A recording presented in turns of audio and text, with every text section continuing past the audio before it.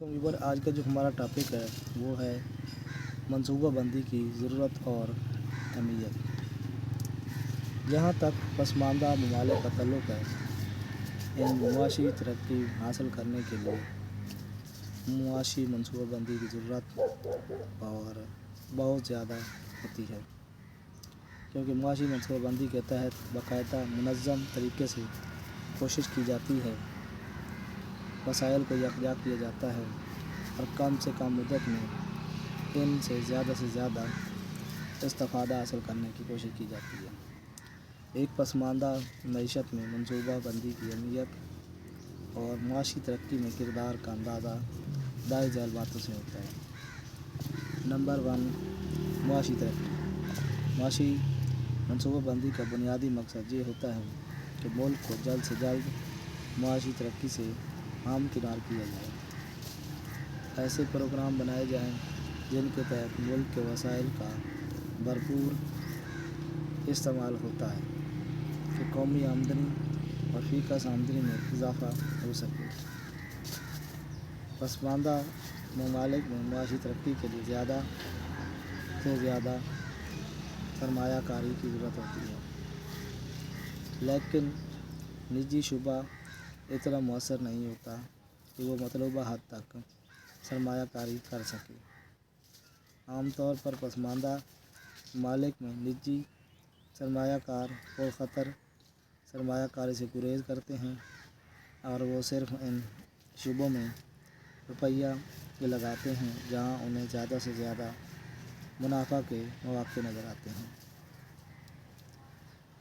حالانکہ معاشی ترقی کے لیے دیگر شعبوں میں یہ بھی سرمایہ کاری کی اشد ضرورت ہوتی ہے۔ اس کمی کو حکومت مؤثر منصوبہ بندی کے ذریعے ہی پورا کر سکتی ہے۔ یکساں فوائد۔ عام طور پر پسماندہ ممالک میں معیشت کے کچھ شعبے دوسروں کی نسبت زیادہ پسماندہ ہوتے ہیں۔ اس طرح سے شہروں کے مقابلہ میں دیہی علاقوں میں بھی زیادہ پسماندہ ہوتے ہیں۔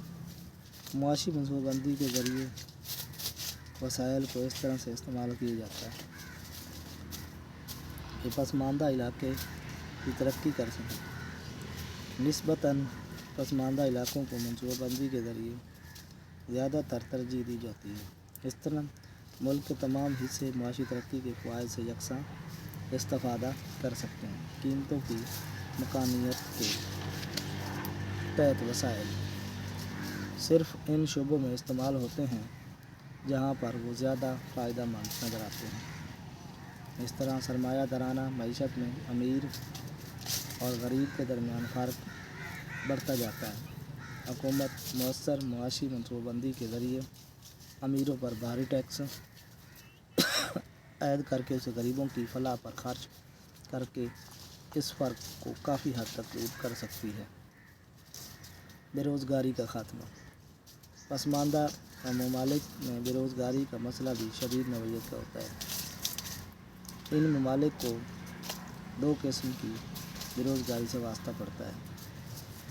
ایک تو ظاہری طور پر لوگ بیکار نظر آتے ہیں، دوسرے زرعی شعبے میں 15 سے 20% تک مستور یا مخفی بے روزگاری ہوتی ہے۔ حکومت منصوبہ بندی کے ذریعے سرکاری سرمایہ کاری اضافہ کر کے زیادہ اور روزگار کی ضمانت مہیا کرتی ہے۔ ملک کی معیشت پر بے روزگاری کا بوجھ کم کرتی ہے۔ ذرائع کا بہتر استعمال۔ معاشی ترقی منصوبہ کے ذریعے ملک کے بہتر ذرائع کا بہتر استعمال کیا جاتا ہے اور انہیں غیر ضروری مقاصد سے نکال کر پیداواری مقاصد کے لیے استعمال میں لایا جاتا ہے۔ اگر ملکی وسائل کو